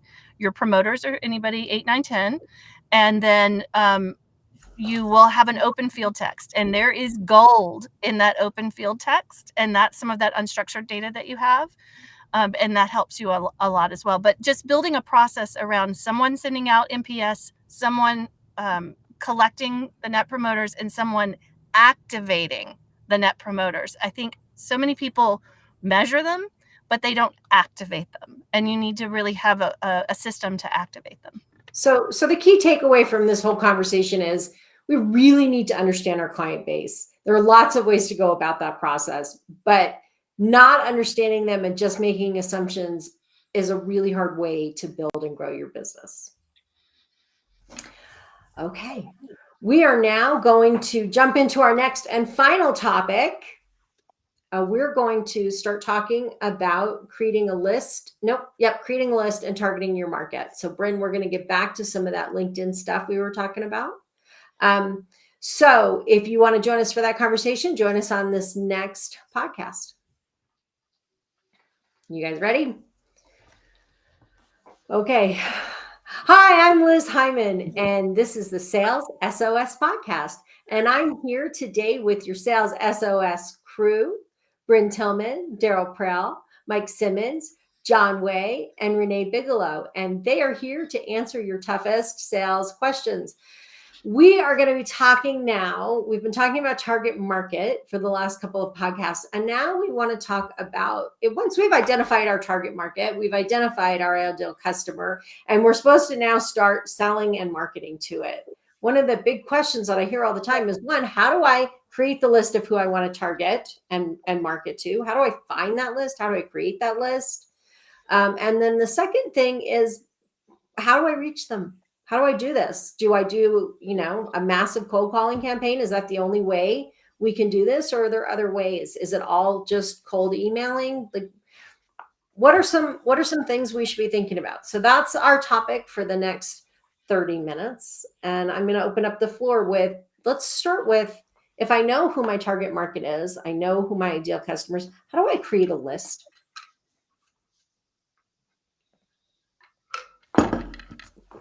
Go ahead, Bryn. So, go ahead, Daryl. Bryn, next, Bryn. No, it's okay. Bryn and I are always fighting over who can answer the easy questions. Basically, it's the gist. I look at my ideal customer profile. That's going to be things like demographics, firmographics, etc., and high level attributes that you can filter upon. And then it's the idea that I need to know who are the individual buyers or the personas within the buying committee, so I can then drill down and focus them specifically. So now I'm getting more into job titles, etc. So you got to have access. You got to have, shall we say, corporate alignment on all of those attributes. What is my ideal customer profile? Who's involved in the buying committee? What do those personas look like for each of those buying committee members? What are their attributes that I can filter upon, as we talked about in our previous episode? So I can go into LinkedIn, or I can go into Hoovers or ZoomInfo or something and start building the lists. All right. That's the starting point. Many companies do not have that alignment, or if they do, they'll say they do, but when you drill down, and it's worth drilling down, folks, you'll soon figure out that sales and marketing are actually doing completely different profiles of who their buyer is. And what happens then is you have a huge drop off on leads coming in sourced by marketing, and they don't convert by sales because there's a disconnect and because you attracted the wrong buyer. So you need to make sure you've got that alignment happening and taking place. The other thing you need to do, this is going to sound crazy, I don't think we've talked about it yet, but you need to have clean data. If you don't have clean data, you won't be able to do any filtering. You're just going to get garbage. So that's the starting point of building your list. And then it just gets very much pragmatic, right? So great. Now, who are the accounts that we all want to focus on if we're doing an ABM type approach, et cetera, making sure there's alignment and allocation between marketing and sales, individual sales reps or sales teams, et cetera.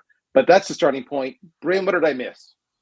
I'm going to yes and that. And because we're talking about filters, and absolutely, if you're using Sales Navigator, you have some very powerful filters that you can leverage in order to get as close to, and I'm sorry, I forget who said I don't like ideal list, but as close to it as we possibly can on the whole buying committee of all the organizations that meet all of the criteria. But the one thing that Sales Navigator or LinkedIn generally can give you that you can't get anywhere else in the world is your social proximity. Who in those accounts do you already know, or do you know someone that knows? And so if we're going an account-centric sales or account-based marketing, when we build out this list, and often what I do for a client is I'll build out with them the exact grouping of companies and or leads that they're looking for. I grab the URL, the link, and you send that to everyone in the company. Now, if they don't all have Sales Navigator, do as best searches you can do in regular LinkedIn. Grab that link. When they stick that link in their LinkedIn and you have it marked as first and seconds, they will see their first and seconds. But now I send it to Liz, she'll see her first and seconds. Send it to Daryl, he sees his, and Renee sees hers, and John sees his, and Mike sees his. So it's not a static list that I'm sending. It's a search criteria. And so now when we're doing these searches, who can get us in highest and hottest? And that's the way that I approach using like LinkedIn Sales Navigator to build out really powerful lists, not just the perfect whales that we want to go with, but the pathways in.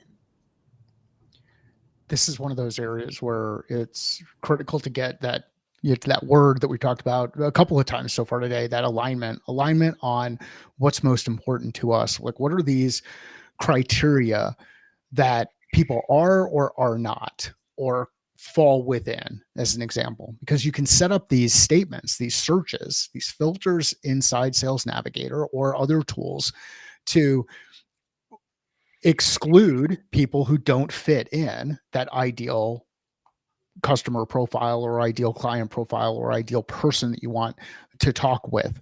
And then you get this information, and not only do you know who do you know that already meets that criteria, but who do you know that knows someone who meets that criteria? And it can be super, super powerful. I think one of the biggest mistakes that people make in this is they try to make those lists too broad. Because there's that whole fear of missing out piece. Like, what happens if I don't make it broad enough? I don't include them, and then I miss out on that opportunity. I'd ask this question: what happens if you get everyone that's in that target list? How does that change your business? Go ahead, Renee. Liz, I'm going to offer a little. I sit in the seat of marketing, so I have a little bit different perspective. But I've done this both ways. Where I am in charge of a sales play, and we're going to think through everything and define out and build materials and build the list and give it to sales teams. And I've done it the other way, where we build enough materials and content that we create demand and people come in, right? Either way, what you need to do before you build that list is define a lot of things, and you need materials, because once you have that list, you're going to have to send it out, and it will help inform a better list and a better sales play either way. Is that me freezing? I'm sorry. I think we all are. Okay. There's a little better, as Daryl put it. Okay. Well, so really defining what that campaign or sales play is going to be will help so much with that list building, and having your materials that you're going to need, getting them out there ahead of time. This doesn't need to be an either or, and a lot of companies approach it as either an outbound motion or an inbound motion, and they really should work together. If you have all those materials, if you have a really good definition, you have the materials that you're going to need for the content that those people need to consume to know that they have the problem, to know that your solution is the right solution for the problem, and how they will go about doing it, then you can build a list of people who come to you while your people are building a list of who they want to call on. So we want to get the right information to the right people, instead of just, I have a list, let's send them anything, or I created this, so let's send it to everyone. We really want to think about the right messaging to the right people in the right way. And if you think that out ahead of time and you publish those materials, you're now not only enabling your sales team to get that information out there, but you're making it possible for people to come to you because they self-recognize. And then you can think about getting in other distribution channels where more people can find you. John, did you want to jump into that? No, I think Renee said it the best. I thought that was brilliant. So yeah, that was great. Okay, any last thoughts on building that list before we jump into different ways to reach out to that list? I want to go back while you're thinking about the answer to that to what Daryl said about clean data. So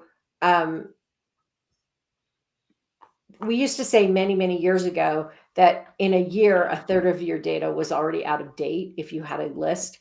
I don't know if that's still true or if it's way worse. I mean, I know it's at least still a third of your data is wrong. I don't know if it's worse than that now.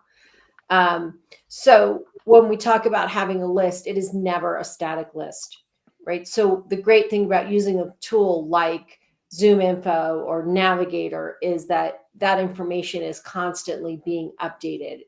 So that's the first thing. And the second thing is when we're talking about a clean list, clean data inside our own system, we want to make sure that, again, we have the titles like Renee was talking about, that we have the right people in the right positions. Before you start mailing, somehow you need to compare that list to some tool that is current instead of just using what's in your CRM and maybe hasn't been touched in a long time. So I just wanted to go back to that concept of clean. Daryl, was there anything else that people needed to think about in that idea of clean data? Yeah, you need to set expectations with management, especially finance, because you're going to spend money on some of these tools, whether it be Navigator, Zoom Info, or whatever. Liz is 100% correct that a large percentage of your data will age out, will become obsolete and irrelevant every single year. So that means you need to make an investment to maintain your existing data clean tools, lots are out there. But often, the classic solution is just to offshore that and have that cleaned manually. That's number one. But number two, talking about the investment required, that means if you're going to use a tool like a Zoom Info as an example, there's a cost to that. And management, for some stupid reason, thinks that if I spend all these tens of thousands of dollars in this tool, that the data is going to be 100% clean. It's not. So expectations management means you need to go tell them, listen, we're going to spend all this money on Zoom Info. And yeah, I know it's exorbitant. And chances are, if it's like best in class, 2/3 of it will be accurate and a third of it will be wrong. Just so you know, right? And they don't like to hear that. Why are we spending this money on this tool? Because without it, I've got nothing, right? So you got to do expectations management and you have to do cleaning. Then there's some internal processes that need to go on. And I love that Renee talked about different motions. We could have a whole episode on motions, inbound, outbound, PLG, partners, whatever it might be.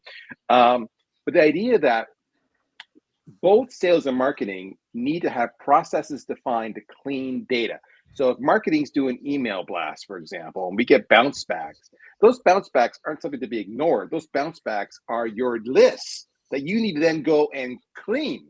Again, ship it off to the person that's offshore. Sales, if you're calling in for Jane Doe and Jane Doe's no longer there anymore, don't just say, oh, I'm sorry. You need to say, who replaced Jane Doe? And then you need to go update the CRM. All right. So those processes aren't in place. You're going to bite, you're going to get bit. You're not going to have success. And you're going to wonder why. You're pointing the fingers different ways. So manage your expectations, have realistic expectations on the quality of data, understand that it's a never ending investment, put processes in place to constantly clean it for anybody that's affected by that. And by the way, I didn't mention it, but customer success and support, same way. All right. So they're going to find bad and dirty data. They need to clean it too. So data is the lifeline of the company. It's what you rely on over and over and over again. That is not optional. So there you go. Go have those hard conversations with finance. Make sure it's a line item in your budget. It's got to happen. Go ahead, Bryn. So I love what Daryl's saying. I am going to yes and it again and throw a little LinkedIn into the mix and say, before you reach out to anyone from that list, quickly look them up on LinkedIn and see if they're still there. Number one. Number two. Easy. Right? Number two, if they're not, grab their old title, look up that title in the company page and see who replaced them. And so then when you call, you have the new name. Crazy stuff. Crazy.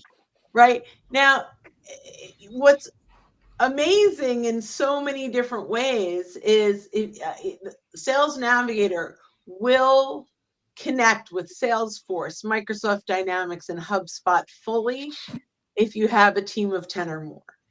So you can now leverage real time, and LinkedIn is as real time information as you're ever going to get. Someone gets a new job, they update it way before Zoom info knows, right? So that's going to be pretty up to date. That can help clean your data, right? That having that connection, they can say, yes, this is the new person. And with a click, all the right information is now populated. So had to throw in a little LinkedIn, just my thing. Liz, So we're at about 10 minutes now. Let's talk about, yeah, go ahead, Renee. I was just going to add, I haven't heard any of us mention this one thing, and this is another one marketing can help with. You also can build based on behavior, your lists, right? So let's say, particularly, you mentioned product-led growth, right? If you have a product-led growth motion, people who do certain things, right? A certain level of adoption, using certain feature sets, using certain things, those are great lists to build based on behavior. That gets you into some of these larger accounts. You can do the same thing with other types of lead scoring within your own database, right? When you have that first party data of behavior, that's a great way to think about a list building criteria. So I often think about somebody who's had a new sales leader for a very short period of time, or a company who doesn't have a CRO or a VP of sales, right? So sometimes when you're looking at it and you're doing the criteria, it's what they haven't done yet or about to do or are doing. So yes, lots of different behavior. Absence of behavior can be a great reason for a list too. Yeah. Okay, 10 minutes left. Let's talk a little bit about, okay, have a list. Now what? What do I do? I have a list now. I'll add, you're going to need to have some, if this is brand new, if this is something you haven't sold on before, in sales management, marketing management can help with this if you need, but having some templated things that help whoever is about to go out with that list to like guides along the way to help them know some of the messaging for what that list, why that list was built, right? If it was behavior based, what is the messaging that goes on it? If it was target based, if whatever those things are, having some of those. I'm not a huge fan of scripted. I think it comes off as scripted, but templates that help people with those guideposts along the way. You can design for success, right? Like, you design backward, execute forward, know where you want to go, begin with the end in mind, leverage your Covey design thinking principles. However you want to look at this, say, all right, here's where I want to be. I want to generate revenue. Well, what has to happen before that? What happens before that? What happens before that? And what happens before that? And then start to think about the different types of communication you want to put out there and tests that you want to put out there that have a very simple call to action for people, so that you can measure whether or not that call to action actually takes place. The call to action could be book a meeting. It could be click on a link. It could be join a webinar. It could be whatever, but what it should not be is, hey, if you'd like to know more, click on this link, book a meeting, go to a webinar, and send us the first name of your oldest child. Like, we've got to be careful about what we're asking people to do, because if we start to ask too much, we insert too many variables, it gets really hard for us to figure out what is working or not working relative to the list. So we want to take them on a journey and not throw the spaghetti against the wall. Go ahead, Brent. Take them on a journey. Yeah, so I think the first thing that I'd want to do with the list is now determine what challenge are they facing before they know they need me. And I want to create thought leadership and content and insights that's handling or addressing the challenge before they're shopping my solution, so that I'm the one that's influencing them when they realize that this is the next step in solving this challenge. So taking that list and making sure that it's all the right people and all the right companies is great. But now I've got to qualify them in. and I'm going to qualify them in based on where they are today. At least that's my perspective on this. And so if that is information or content or a webinar, as Mike is talking about, that interests them, I'm getting them at the right time. Sometimes as sales and marketers, we're getting to them a little too late, where our competitors have already influenced them in their buying decision. And we want to make sure that if we're going to invest our time with these prospects, that they are positioned to be the shortest of sales cycles that possibly can happen inside of my organization. And so when you can get them opting in at the right time, you have the shortest sales cycle possible in my experience. I just wanted to say I'm Bryn and I'm done. It was almost a Clubhouse moment for me. What's Clubhouse? So You're not in a clubhouse? That's not where you So- are right now? no, It looks like a Clubhouse to me. It does look like a It does. clubhouse. I agree. So, Liz, you asked such a loaded question. I got the list. Now what? That's we could spend hours talking about this, but let me be a little, a very high level. To me, there's kind of like sales and marketing both help. Marketing's going to be more shotgun. Sales is more of a rifle. That's the first part. The assumption is we have our list that we have to have war analogies here, Daryl. Yeah, we have to. We have to. Liz was I attacking didn't bring people up a sports earlier. analogy yet. So the assumption if we have our list is that we already have our defined target audience and buyers and ICPs and all that kind of stuff. If you're marketing, then what's your go-to-market strategy? What are the motions you want to use, right? That's a very, if it's inbound, for example, then I want to identify the specific personas I want to go after. I want to make those target lists. I want to go after them. If it's an ABM model, probably in pay-per-click. I want to do some email campaigns. I want to do some social outreach, that kind of stuff. So classic outreach stuff I should be doing, just marketing 101. But if you're sales, I think, the next step, if you haven't already done it, is, okay, who are the people in the buying committee from my list? And do I have playbooks built for all of them? I want to do 21 touches in 30 days. What are the touches? Phone, email, social media, LinkedIn especially, right? It could be direct mail. It could be a variety of tangible touches and frequency to make sure that we have that consistent touches, because often, what's the last stat? It takes 10, 12, 13 touches for where they respond to you. I've lost track anymore. I don't know what it is now. Right. But to Renee's point, you need the right messaging. And then the other thing you have to do is sales and marketing need to get in alignment. And what are the lead magnets that these people have interest in? Because I'll use those lead magnets in the playbooks. I'll similarly use them in my pay-per-click ads or my email blasts or what have you. So it's really about what's our go-to-market strategy. And GTM, that's another 2 or 3 or 4 episodes on its own we can talk about. So, it's a big ass picture, but you need the list. The list is the fuel. See, there we go. Is that a sports analogy? I don't know. It's a car analogy. It's the fuel, whereas sales and marketing are the engine that rely upon the fuel, but they still have to run the plays that they respectively own. But And it has to be intentional and aligned. you take us back, though, really quickly to what we've been talking about in the last couple of episodes is you've just defined something very expensive with all these different pieces. And the more targeted your list is, the better use of resources you have, right? You can't do that. You can't boil the ocean with all of the things that you just talked about. Nailed it. Liz, can I add one more thing? Absolutely. You have a list. What now? This is another place where I see a lot of marketing teams drop off, and sometimes it's for budget. But when you go to the trouble of designing a campaign, building a playbook, having the templates, building a list, having messaging for all of them, one of the things that really helps tip this over is providing something I call air cover.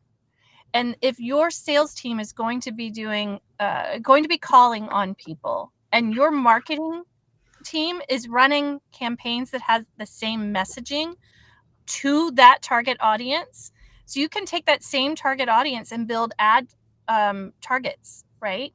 You could take the same accounts that you're trying to reach. You could upload your specific list if it's large enough, and you can run ads that support the same messaging that your sales team is sending out as air cover, so that they get that additional touch. You on the marketing side, you have a messaging rule that my personal cheat sheet to it is 8 to 10 times over 3 to 5 formats. Now your sales plays will add to that too, and marketing can help reach those numbers.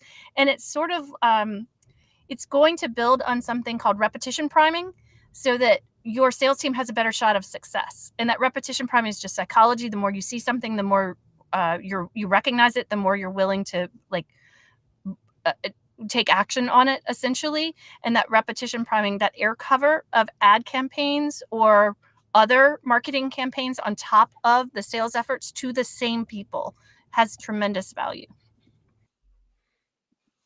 Thanks, Renee. Okay, so we're at the end of this episode. Any last thoughts before we wrap it up? No, we touched it all. Yes, Mike. I think one of the other ones is, so you've got a list, and then you engage with the list. And we talked about it a little bit earlier, around kind of like who are some of the people that they know who fit this profile when you engage in the conversation.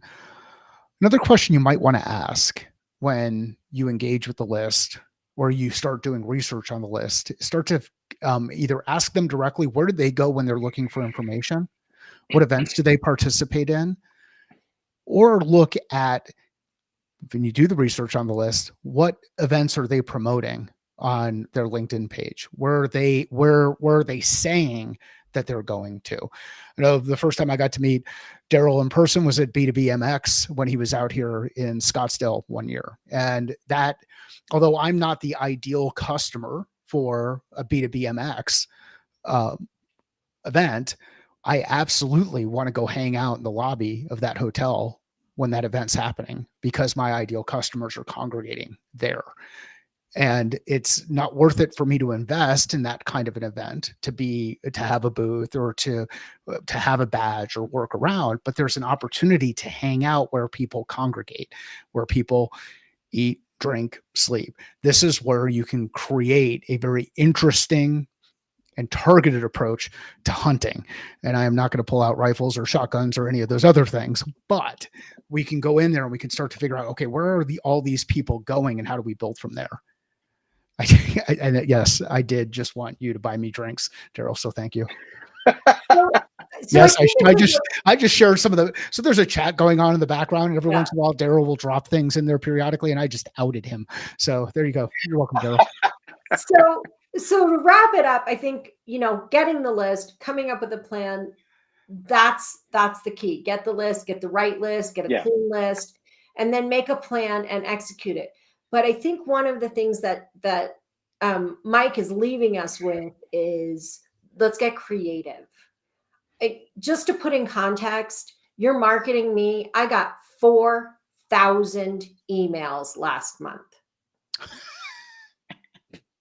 I only know that because I fired my admin and she didn't clean it up before she got fired. So 4,000 emails. What is the chance that I saw yours? And these are from my friends. These are, they're my newsletters that I like to read. How can 4,000? So if you don't get creative about where else your customer is, I also get, by the way, at least 10 or 20 requests to connect from people who directly want to sell to me in my LinkedIn. So if you think that you're being unique by doing that, remember who I am as your buyer, and I am bombarded. So how are you going to get creative to reach your target market where they are doing what they like to do in a way they're going to respond to? And that's not an easy answer. That's the dark social that Daryl talked about. Dark social, yeah. I was actually going to also say multi-touch. I think it's more than being creative, Liz. And creative can take a lot of ways. Like, you can stand out with a lot of creativity, get your message through with creativity. But what I think you're all saying is being human, right? Yeah. Like showing human interest in other humans' problems. And how do you do that? Maybe it's show up in person, maybe it's dark social, maybe it's the right way, the human connectivity in the messaging, right? Like, I think that's where sales gets to take that one-to-one messaging so much further than marketing gets to with the one-to-many. Absolutely. All right, well, let's wrap this one up. The next time we get together, our next 4 episodes are going to be focused on building your sales team from the ground up, which is one of my favorite topics. So your crew and I will be here, same place, same time. Well, not same place for me. Not the I'll same place. actually Renee, not for those of you who are not watching, Renee is sitting in her car. And Daryl, if you haven't seen it, is sitting in his camper out in this beautiful setting. And the rest of us are stuck inside. All right, everybody, have a great day and happy selling, and we'll see you soon. Bye, everyone.